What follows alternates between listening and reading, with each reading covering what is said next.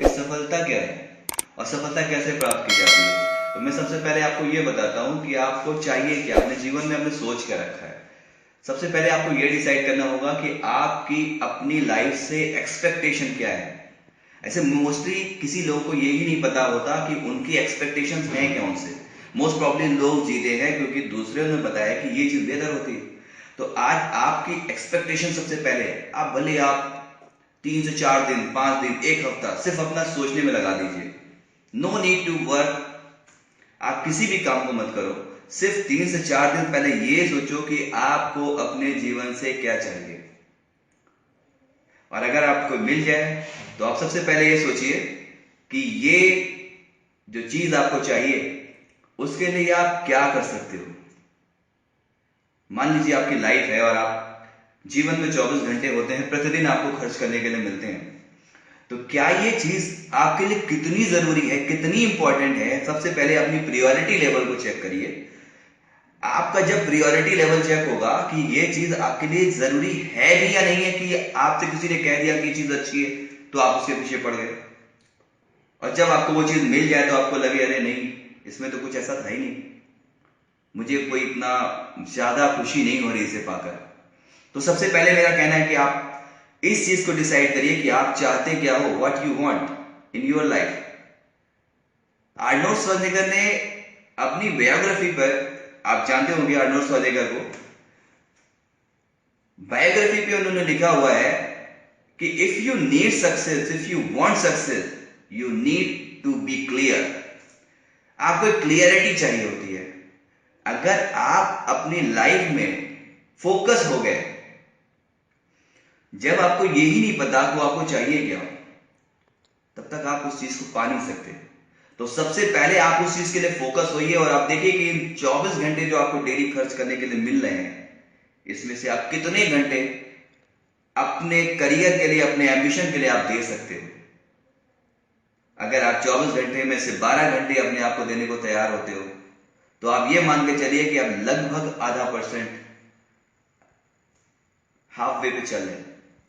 और अगर आप इससे भी ज्यादा, तो आप उससे भी ज्यादा आगे बढ़ जाओगे। मेन क्या है कि हर एक इंसान आज अपने आप में सिक्योर फील नहीं कर रहा, वो सिक्योरिटी चाहता है।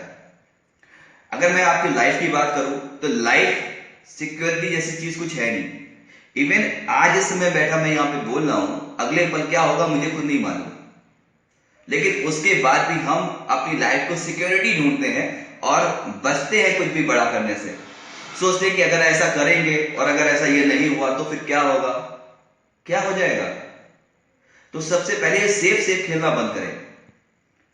क्योंकि मेरा जैसा कि लगता है मुझे कि अगर पानी का जहाज है तो कहां पे सेफ है, पानी में या जमीन पे। जाहिर सी बात है जमीन पे सेफ है। और अगर आसमान में उड़ने वाला जहाज, वो सेफ कहां पर है, आकाश में सेफ है या जमीन पे सेफ है। तो वो भी जमीन पर ही सेफ है। लेकिन मजा कहां है, अस्तित्व कहां पे बनेगा। जब पानी का जहाज पानी की लहरों को चीरता हुआ आगे बढ़ता है तभी उसका एक नाम होता है। जब आकाश में उड़ता हुआ जहाज जब हवा से काटता हुआ आगे बढ़ता है तभी उसका एक विजन पूरा होता है। हमारा भी कोई मकसद नहीं है तो हमारी कुछ नहीं है। अगर हम ऐसे सेफ जोन में खड़े होकर अगर सोचेंगे कि हाँ हमें कुछ ऐसा नहीं चाहिए, हम करना बहुत कुछ चाहते हैं बट हम कोई कदम नहीं उठा पा रहे, अगर आप कोई कदम नहीं उठा पा रहे तो आप भी जमीन पे खड़ा हुआ एक बड़ा सा जहाज है जिसका कोई एम नहीं है। मैं आपसे कहूं एक लिफाफा दूं जिस पर कोई एड्रेस ना पड़ा हो,